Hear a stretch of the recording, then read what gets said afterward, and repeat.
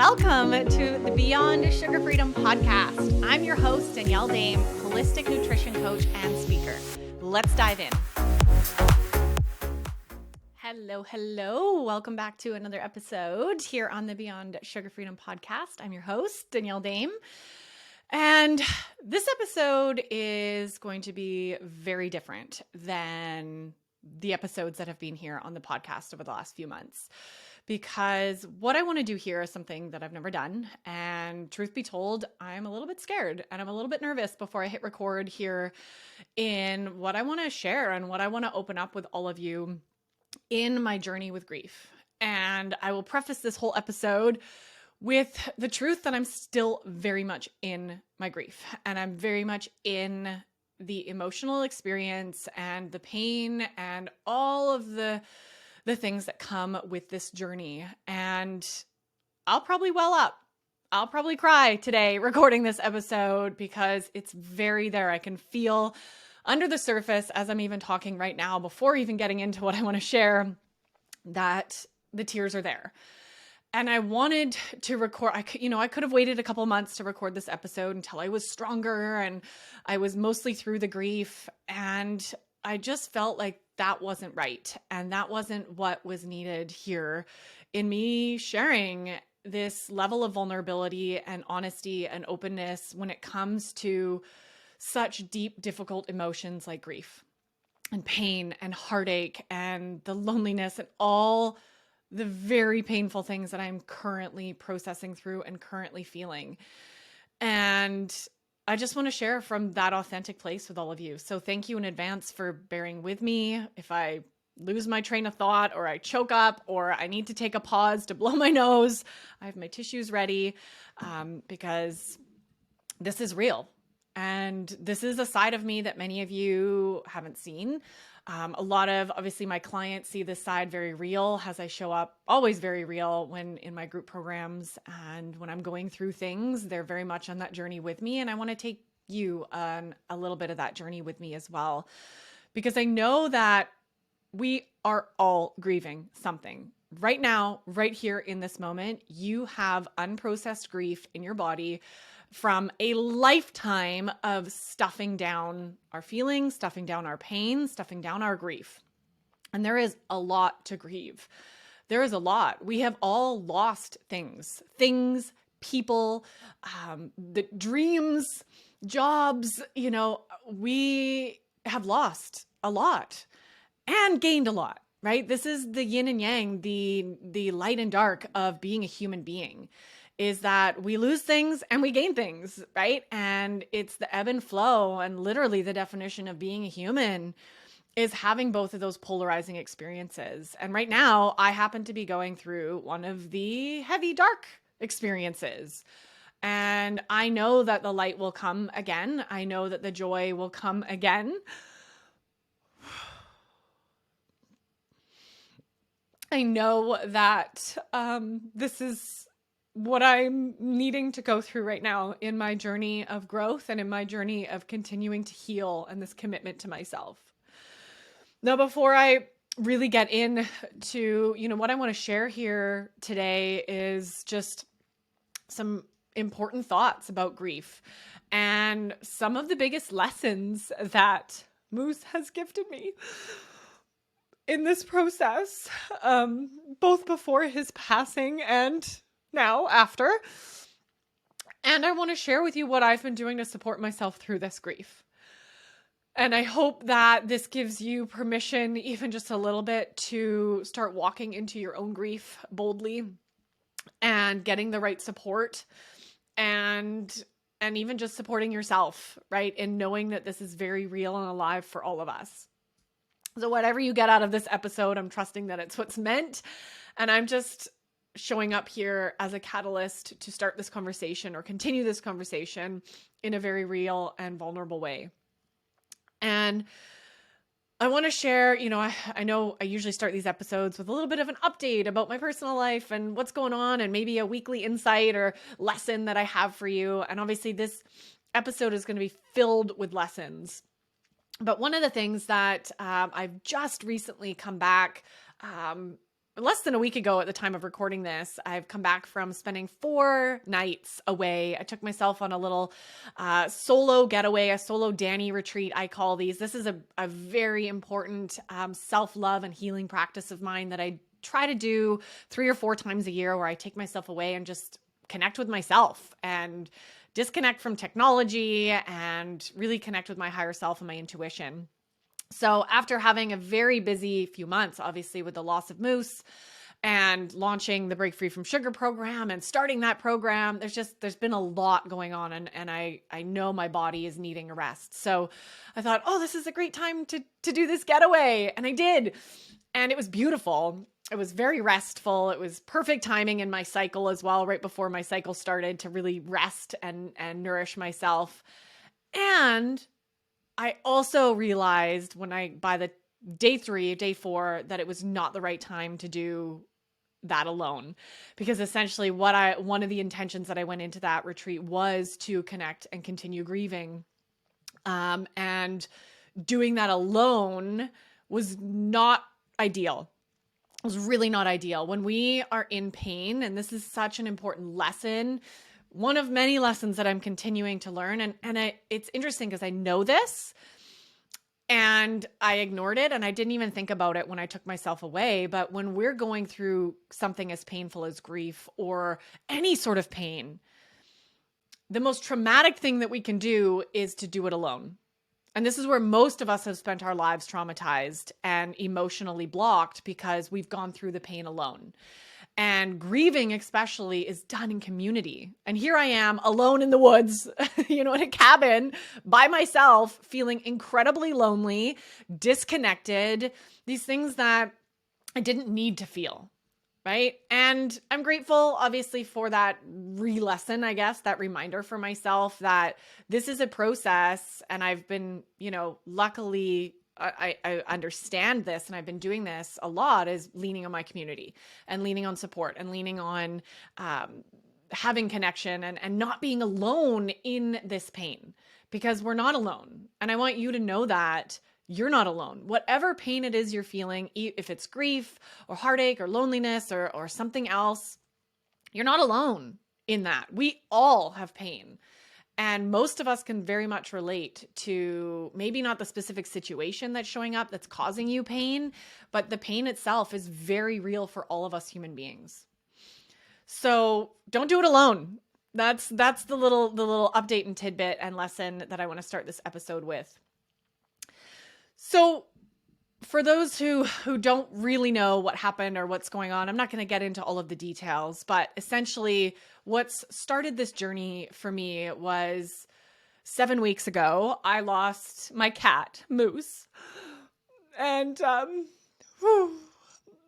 he was only 3 years old. We'd only had him for about 2.5 years. We got him as a kitten. I think he was already about 4 months when we got him. And he quickly became, like my baby and my person, even though he wasn't a person. We had a very special relationship. And as a woman who doesn't have children yet, he was my child. And for anybody who has pets or has experienced that level of love and connection, you know what I mean. And for those who don't quite understand that, that's okay too. Maybe you can relate it to having that deep connection and love with your friend and a child or someone else in your life. But there's just something so real for me in connection with animals. And I've always known that. Even as a child, I've always had a very special connection and understanding with animals that has always been really beautiful. And I've always really loved that, in ways I felt like I could communicate with them and really just have a different understanding than some people might have with animals. So Moose was no different. And obviously he was an area that I poured all of my love into and all of my motherly instincts and my nurturing. And he quickly became, my best friend and my go-to for support when things weren't going well or I was feeling bad and all of this. So, needless to say, like the last 2 months of my life have been actually the most painful. And I say that because I have experienced loss in the past. I've lost grandparents. I've lost my first cat that I had growing up, but she lived to be 19 years old. I have had loss in my life, but I have never felt it in this way. And the pain that is showing up for me right now has been some of the most intense pain. And I know that it's more than just to do with Moose. I know that there is an opening in me to process through pain that I have been holding on to maybe my whole life. There's more layers behind just this loss of Moose. And obviously, this proof of how much I've opened my heart and my ability to feel and relieved the blocks that I've lived with my whole life around emotions. That is obviously also going to bring in more feeling of the pain.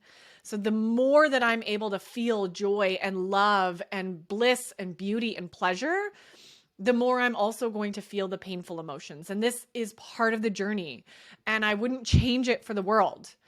I'm absolutely very grateful to be feeling this pain. And I'm going to talk about that in a little bit. But this journey that I've been on here has been really, really sudden. And that has been one of the hardest things. We didn't know that he was sick. And for those of you who have cats or who know, what he had was feline leukemia. He had FeLV. And we discovered it about 2 weeks before he actually passed away. So I had 2 weeks to grapple with what the heck is going on. He went from really healthy to really tired and sick really quickly. And even during those 2 weeks, we had an action plan. We weren't taking what the doctor or the vet was telling us. And we had a holistic treatment plan all worked out, and he was going to be just fine. So that was the energetic space that I was in, that he was going to be fine.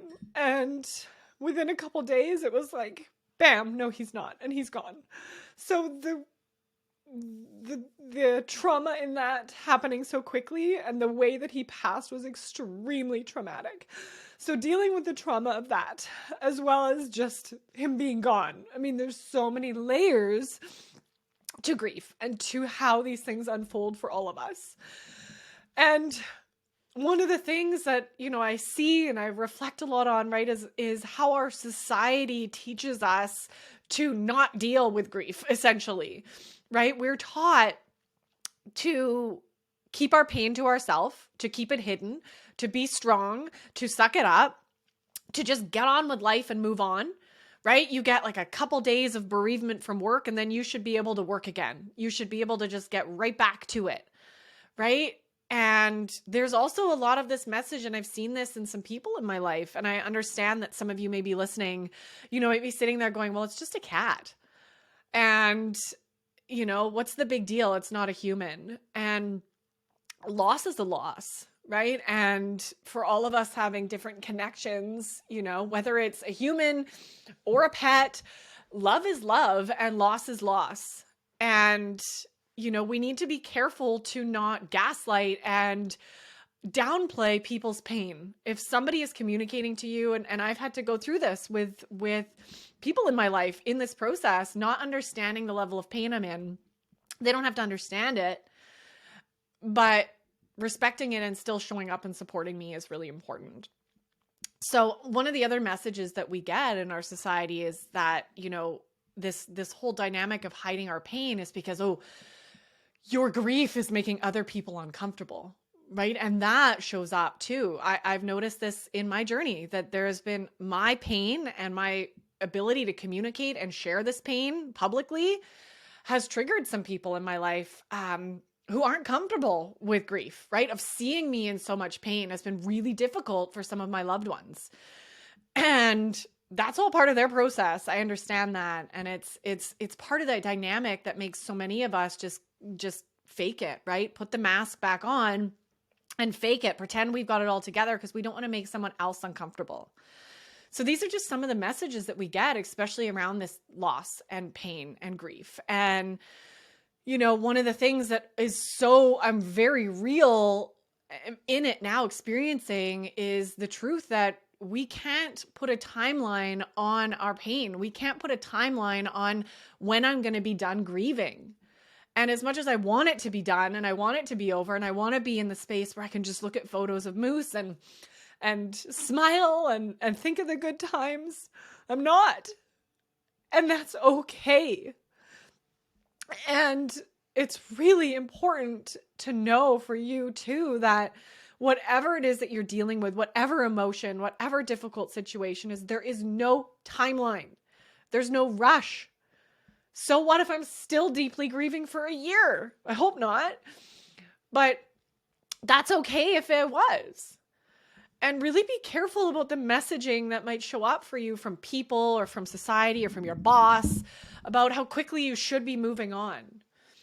And you don't have to.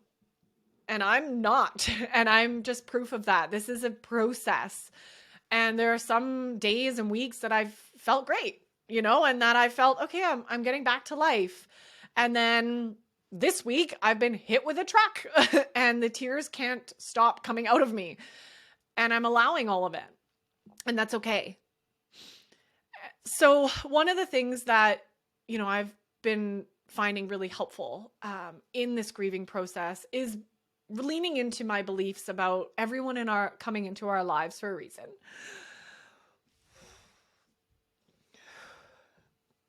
And I know that Moose came here to teach me a lot.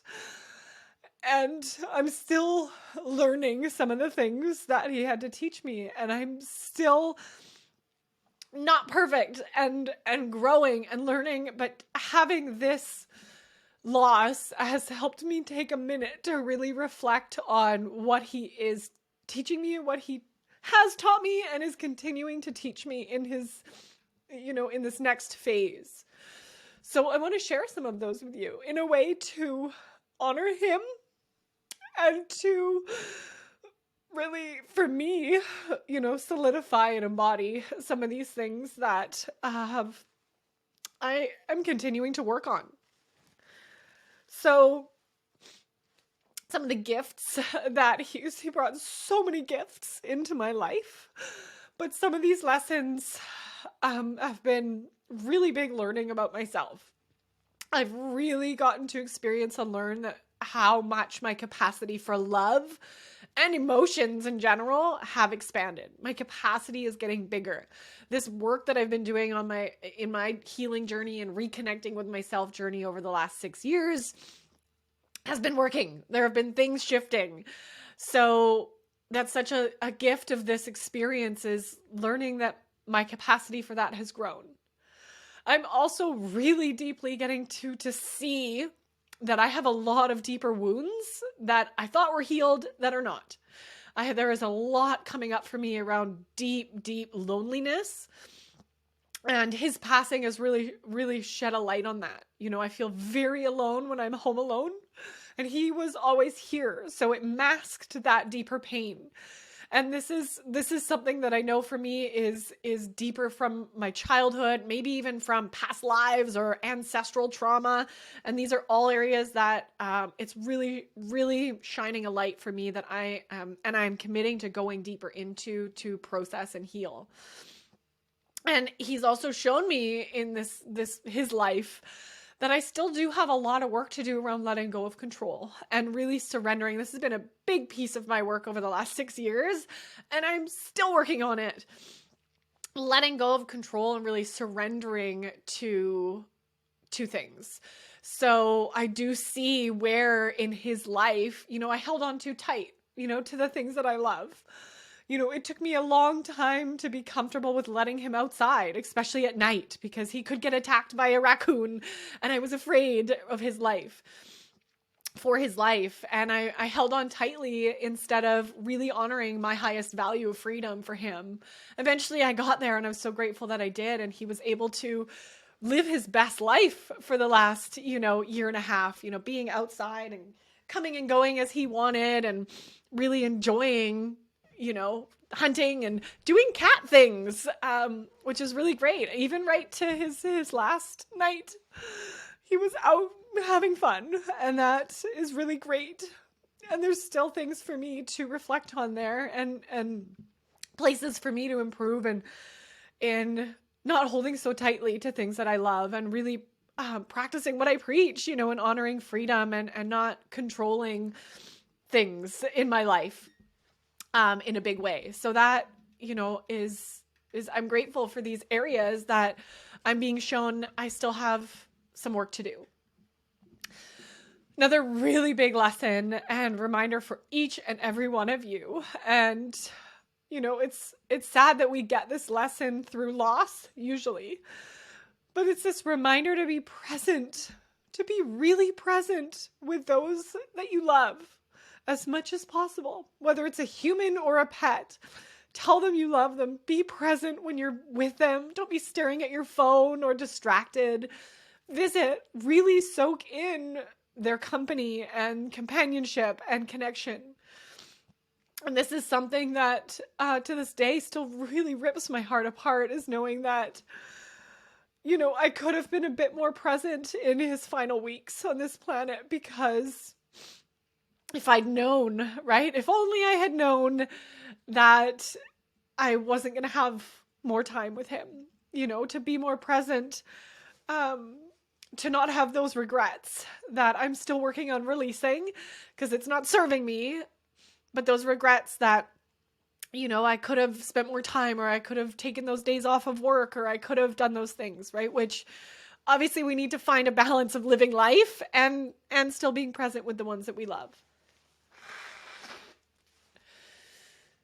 So this is really important. And this is like one of the things that I've seen through my loss of Moose actually affect some of my friends. I have a very, very close friend of mine who is in the process of losing her beloved dog. And we've had a lot of conversations about how my loss of Moose has really reminded her to do the work now, to process and prepare and be present and soak in every minute with him. And that's really beautiful, as painful as it is to have that come through as a reminder for her, I think for all of us, right? It's that reminder. And I'm grateful, in some way that this is reminding those around me to be present. One of the things that I just loved, and I knew this, I'm so grateful that I got this lesson, and it's still a work in progress from Moose while he was still here in this 3D reality with me, was this really deep reminder to play and be silly. I loved that about him right from the moment we the first day we got him, and actually the first moment we saw him, he was in his little cage in the SPCA, the shelter where we adopted him from, playing and being wild and rambunctious and biting and just being crazy. And he was always so playful and so wild right from the get-go. And even the moments when it annoyed me, I was like, why is he biting me again? I look back at that and I know, and I had those deep knowings that he was a reminder for me to tap into play and silliness and to tap into my inner child and to continue bringing that throughout my day, especially when things got heavy. I might have been, I can't tell you how many times, maybe I was stressing about something, or I was in the middle of some difficult project at work and I was, frowning at my computer screen, and he would come in and just lay on my keyboard and start playing with me. Or, he would just egg me on, and he would come and interrupt me. He'd come and chew on my computer cords, or get in front of my computer screen. And, I'm so grateful for his reminders to take a break and to play. We used to spend a lot of time actually playing chase in the house. And this was one of my favorite activities to do with him. He was so funny right from when he was a kitten. He played chase. We would run into my office down to the hallway, and I would hide, and then he would come running down the hallway and try to get me. And it was just so hilarious and funny, and just in everything that he did was such a beautiful reminder to play and to not take life so seriously all the time. So that's something that I'm continuing to work on and continuing to remember without him here. I actually have some very funny photos of him being silly next to my computer here so that I can remember that throughout the day. Remember to take the break and remember to play. Another thing, another gift and lesson here that I'm getting to practice is really next level reaching out for support. I have been forced to really, I could have hidden. I could be hiding in my grief. I could be just miserable by myself, but I know that's not my way through this. And it's really forced me out of my comfort zone to this next level of vulnerability and asking for support from the people in my life. And getting support, and reaching out to book extra sessions with my therapist or extra sessions with different people that I know are going to support me in this. So it's really caused me to step up to a new level of asking for support and really imprinting and reminding myself that getting support is what makes me strong, not weak. And this is really powerful and a really important practice as we go through. Sometimes like the deepest pain makes us just want to be hidden, and I'm not hiding, and I'm really proud of myself for that. And I'm grateful for the practice and the lesson from Moose to be able to do that. Another thing that I've really taken away and I'm really continuing to learn from him and my relationship with Moose is that, and I even joked about this. I was aware of it while he was alive, that I had a very codependent and emotionally reliant relationship with him. He was my go-to emotional support. So if my husband wasn't around, if my friends weren't around, like Moose was always there.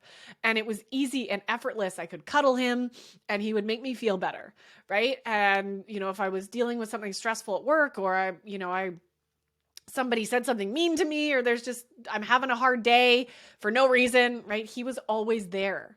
And now that he's not, I am very much realizing that there is this very big open wound where I relied on him too much for emotional support.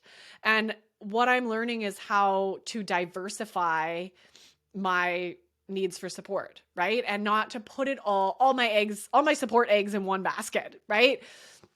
So there's nothing wrong with using him as a tool, but I realized that he was probably, I used him too much. And I then didn't create these networks with my best friends, with my therapist, with Ben, and I'm really having to lean on that now because he's not an option anymore. So I'm really leaning on these other forms of support and starting to practice building my web of support in a more diversified and healthy way. I'm also really, really getting tested in a big way and having to practice some deeper levels of surrender and leaning into my spiritual beliefs. This is such a chance for me to really understand and practice trusting, surrendering, and leaning into my beliefs about death, reflecting on death. This is something that's going to happen to all of us. And, it's not easy and it's messy. And I believe in spirit. I believe in universe. I believe in divine energy. And I believe that we're all just energy. And I know that Moose is still here. And I know that he's always around me, even if he's not here physically. And it's really testing my beliefs about, the 3D world and the non-physical world and the things that I believe about that and about the universe. It's really testing me as a human being to connect deeper with my soul's truth and the spiritual path that I'm on. So knowing that he's here is helpful, right, for me, but also really painful because he's not here physically, right? So there's a lot that I'm reflecting on and working through spiritually with my beliefs and with getting to practice what I believe and really leaning into that as a source of comfort and knowing that I'm going to be with him again. And yeah, just knowing all of those pieces doesn't always make it easier, but it's helpful for me. And I'm realizing that there's a lot of spiritual growth here for me. And that's one of the gifts in him being in my life. and in the aftermath of this. I also, as I mentioned earlier, one of the gifts here, and something that I've reflected on over the last couple weeks, is that for a while now, actually for a year or maybe longer, I've really felt a bit blocked to sadness, like blocked. I haven't cried a lot. Even with all the deeper work that I'm doing, sometimes I'd go into a session or a ceremony and not cry at all. And I'm like, why am I not crying? There've been some blocks and some things there. And, even as difficult as it is and inconvenient it is to be crying all day, even as I'm like recording this interview, I'm like, I have to keep pausing to catch my breath and blow my nose and do this. But I know that, I'm bringing up emotions here, and this, like, it's like this portal is open because of his loss, that I'm now able to, and I'm grateful for this, to process emotions and grief that I've been holding on to my whole life, that are, about losing maybe other people in my life earlier, my grandparents, my past little kitty. Actually, when Moose first passed away, I had a lot of thoughts and a lot of memories and a lot of pieces coming up for me around losing Sassy, who was my first cat that I had 19 years of my life. And that was really interesting. She kept popping into my head and showing up, and I think there was unprocessed grief there. So this has really been, obviously opened this big wound that is more than just about his passing. And for that, I'm grateful that I'm in this, I'm allowing these emotions to come up, and my walls are coming down that have been there blocking me from processing these things that I need to really step into this next version of myself and this next phase of my healing journey. And the last lesson, not by no means the last lesson, is really a deep knowing that I'm going through this for a reason. And even it's hard to describe, but in the beginning of, the first week of his passing, in the depths of my heart-wrenching pain, I knew that as a leader and someone that is doing the work that I do with the clients that I work with around healing our relationship with food at a deep level, I knew that I was going through this process so that I could speak to it and understand this level of pain that a lot of my clients have at a more personal, deep level, so that I could support the world and my clients in the future at a deeper level. So I had this really understanding that I'm going through this for a reason. And there are much bigger lessons for me here that are going to be revealing themselves over the coming months. And I'm going to be able to speak and walk my clients through these deeper levels of pain in a more understanding way, because I am living it, right? So I will have the cellular knowledge to speak to things in a way and to navigate things in a way that I might have not understood in the past. So I know that this is all part of my evolution and this next phase for me in my personal life, in my business, in all areas. And I'm grateful for that. So there's a lot that I'm learning and continuing to learn, and that I've learned from Moose, and that I'm so grateful for the gift that he was in my life. There have been a lot of reflections on, why was he here in my life during that time? Right? Some thoughts that have come up for me too is like, it's very interesting that he was in my life literally just, before the start and at the end of this pandemic era that we've all lived through. And maybe I needed him for support during that crazy time that we've all lived through. So things like that I'm really paying attention to, the messages and the divine information that's coming to me around, why was he here for a short time? Why wasn't he meant to be with me for 19 or 20 years? Like what's the bigger message here for me? And I'm still reflecting on that, and I don't have any answers, but it's very interesting and soothing for me to take the messages like that and not just have this be that it meant nothing. Like, this means a lot, and I choose to live my life like that. I know we all have different belief systems, and that's great. But this is just what works for me, and something that, I find a lot of comfort in. So I want to wrap this up by just sharing some of the things that I've been doing to support myself And I was sitting down before I hit record on this episode, making this list. What have I been doing? And some of the things I'm sure I'm forgetting and will come to me later when I hit, end on this episode, that I will be coming up for me, but that's okay. And these are some of the main things. And I think this is really important to understand, that how we support ourselves through these times is really vital. And we can do a lot to support ourselves without food, right? And to not be perfect about it. I'm going to admit to all of you right here, right now, I have not been perfect with food. I've eaten sugar. I've drank more wine than I want to. Like I've late night snacked, right? I've caught myself, in some emotional eating patterns here and there, and I'm aware of it. And I'm also giving myself the grace as I support myself through this new level and this new phase. So I think that's one of the biggest things here that I've done to support myself is by not trying to be perfect and not trying to force my process and this grief to look a certain way or to be a certain way, and to just support myself the best I can. And also be okay if old patterns creep in or old bad habits sneak up, or I'm not the nicest version of myself one day, or, I'm doing things that maybe aren't in alignment with my higher self all the time. That's okay. It's okay.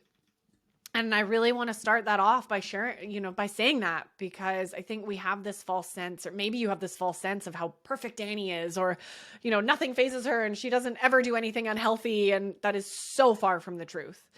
And this has been a really challenging phase, this new level of pain, really re-triggering some of these old patterns or old habits.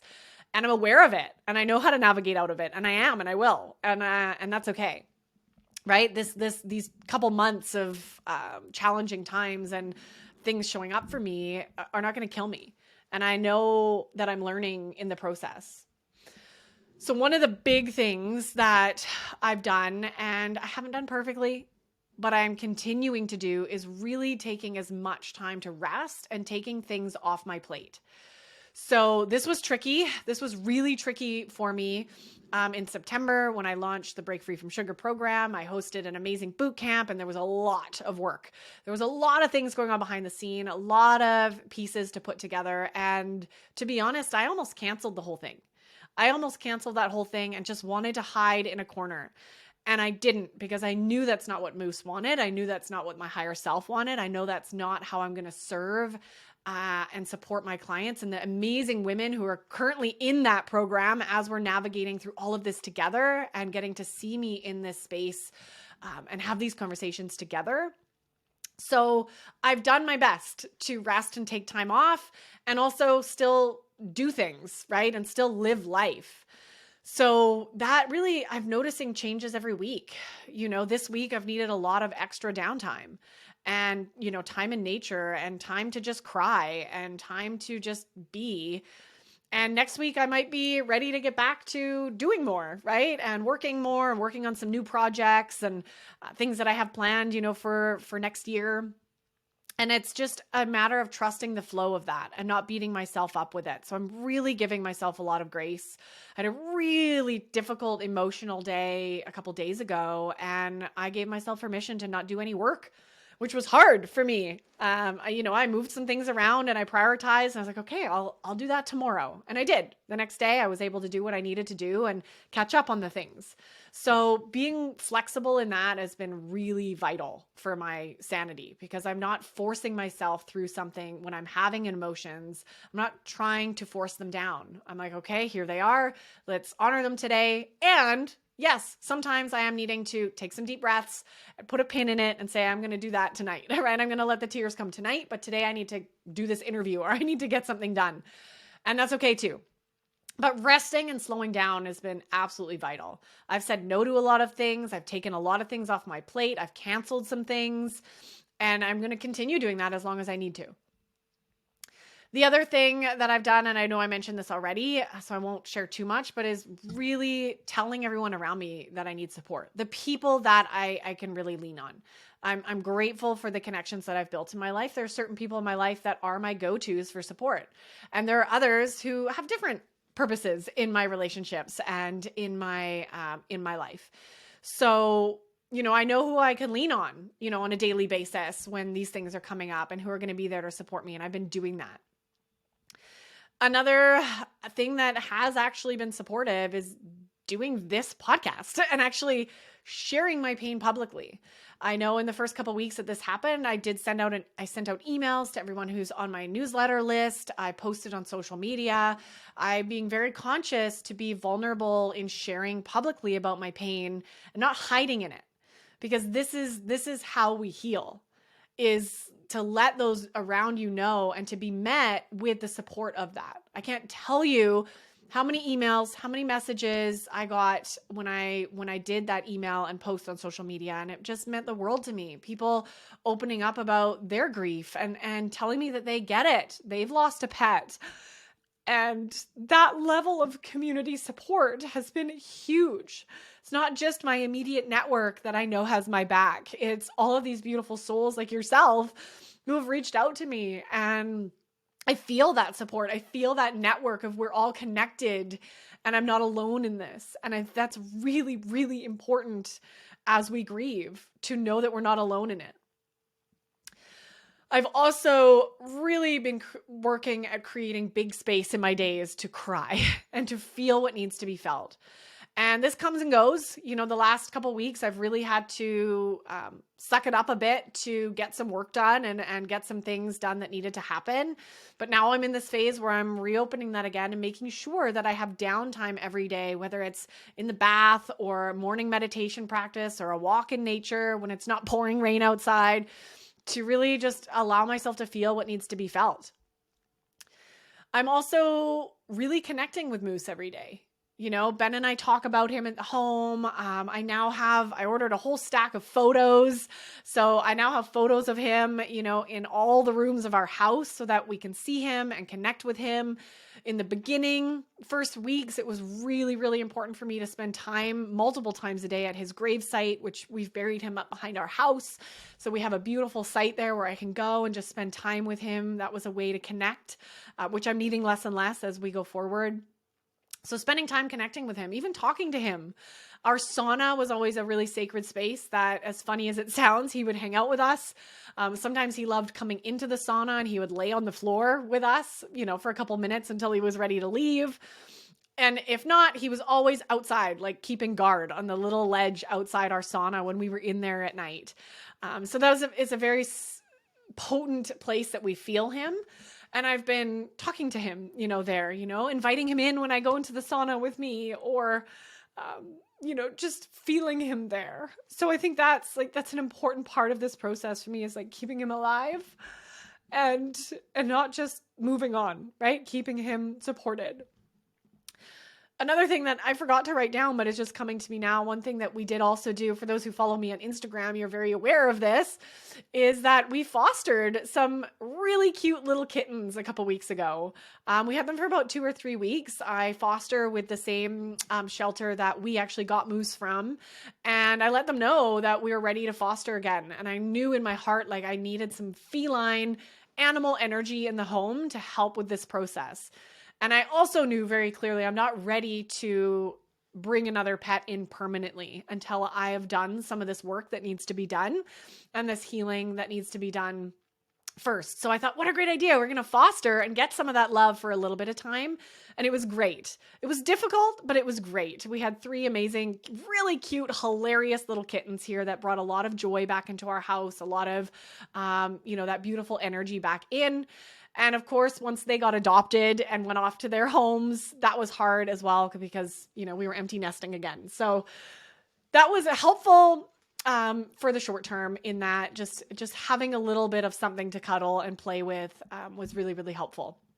I'm also in the process of making a book with the photos that I printed. I'm writing down a lot of really fun memories of him that I don't want to forget, and his nicknames. And I'm putting some of his photos in a book that I can keep handy whenever I want to honor him and connect with him.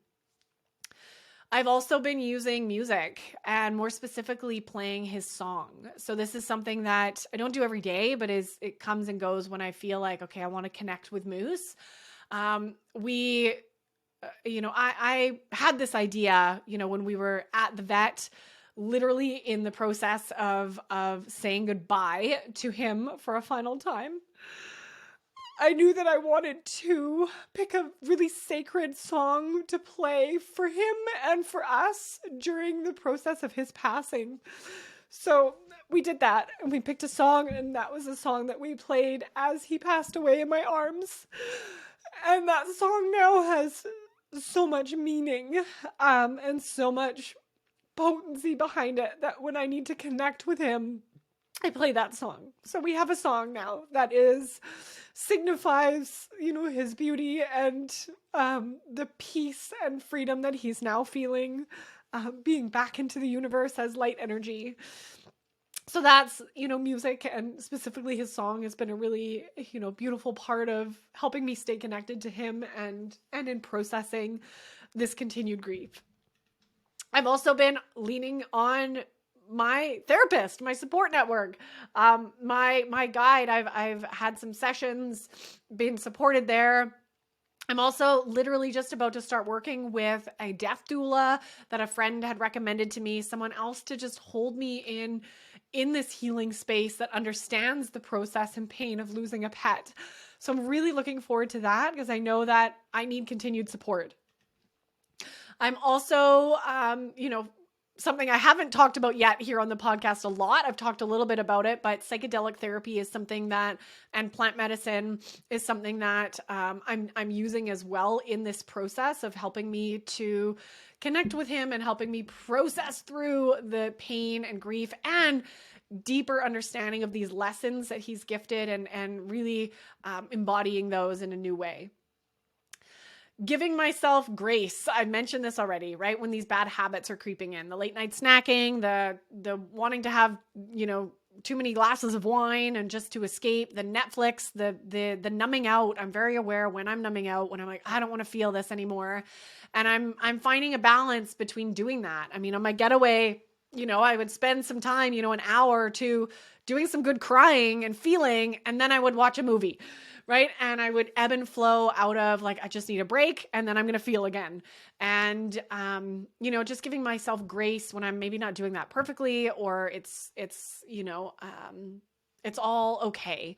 And this is going to be ongoing. I know that I'm not ignoring these emotions, and I'm not stuffing them down, and I'm welcoming them. And I'm setting some boundaries around them so I can look after my mental health and still remember that there's joy and fun in the world. I'm also, some more physical basic things. Obviously, grief is such a stress on the body. So I'm also really practicing listening to my body. I'm resting a lot. I'm not doing a lot of very physical, hardcore exercise. I'm spending lots of time in the sauna. I'm taking my vitamins, my supplements. I'm hydrating.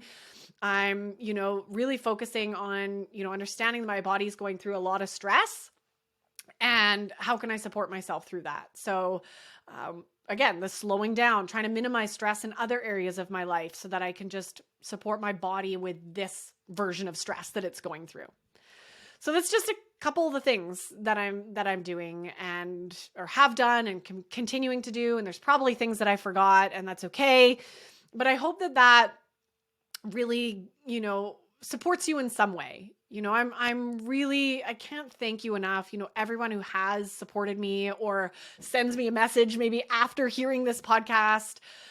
This journey of grief is really, really difficult. And the messages and the comments and the emails and the love just means the world to me. And as I mentioned, I know that we're connected in this in some way, whether or not you reach out to me. I know that we're all connected in this, and I feel that. And I'm really grateful for that. And my hope is that everything I shared today gives you permission not only to feel what you need to feel, to be vulnerable. I just cried on my podcast multiple times. I haven't done that before. I cry in my coaching calls, but this is a very new level of vulnerability for me. And I'm grateful for all of you holding space for me to do this. It feels really good to show up and lead by example and really to practice what I preach. And I hope that this gives you permission to do that for yourself, to really get the support that you need to process grief that you probably haven't. We all are carrying grief that we have stuffed down and ignored, and it needs to end because it's going to come out eventually, and it's going to be a lot more intense if you don't start working on it, over time. And actually processing, this is what I'm very grateful. I want this grief that's coming up for me right now to be fully processed, so I can move forward in my life. I don't want to carry fragments of it, of the pain and grief. I inevitably will carry some, but I want to shed as much as I can, which is why I'm really, really showing up for myself and making sure that I'm continuing this process. And I'm not just assuming, well, it's been 2 months, I should move on with life and everything should be all happy again. No, it's not happy yet. And I know it will be. And I'm really committing to processing as much as I can and showing up for myself in this new way. And I want all of you to do that as well, and to reach out for support that you need, because ultimately, tying this all back to everything we talk about here on the show, this pain is why we turn to sugar. This is why, it's these levels of pain, not just grief, but maybe it's shame, maybe it's guilt, maybe it's some other pain from childhood that leave us in such distress that we must escape. And we're going to use sugar to do that, right? We're going to just numb out to do that. And I want to be an example for all of you of how we walk through that, and and this is what we're doing currently in the Break Free from Sugar program. And it's so inspiring seeing all the women in there open up to doing this, to learning to feel. Step 1, learning to feel again. And step 2, learning how to support ourselves with it. So I hope that this has supported you in just taking one step in this direction of opening up to feeling, and opening up to admitting, and sharing with those around you when you're not okay. No, I'm not okay. And knowing that it's okay not to be okay. It's actually part of being a human, and it's actually really going to support. When you start taking those masks off and taking the lies off, that you're, putting out there around you, those shields, this is where the real healing happens.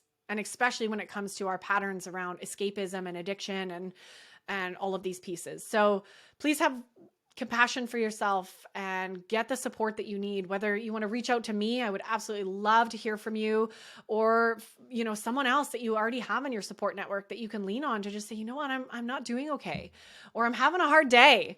And starting to build that network and make sure that it's not just one person, right? Diversify that support. That's a big, big message and a big lesson that I'm learning here in all of this. So thank you for listening to all of this. If you're still listening, and really supporting me energetically in opening up this subject. And this topic of grief is something I'm absolutely not an expert in, but I think I'm becoming one just by experiencing it over time, and is something that I look forward to supporting, my future clients in, and bringing in deeper into the work that I'm doing in a really big way. So thank you to all of you for tuning in, and I look forward to getting back to some regular scheduled conversations and programming on the next episode.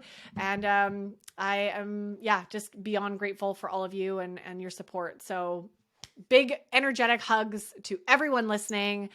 Thank you for being here, and we'll see you on the next episode. Thank you for tuning in to another episode. If you're loving what we talked about today, please remember to subscribe, leave a review, and share this episode with someone you love. And if you're ready to dive deeper into discovering your root causes and patterns that are keeping you hooked on sugar, be sure to check out our brand new free workshop series that will help you kick emotional eating for good. Find the link to download this free series and other amazing resources in the show notes below.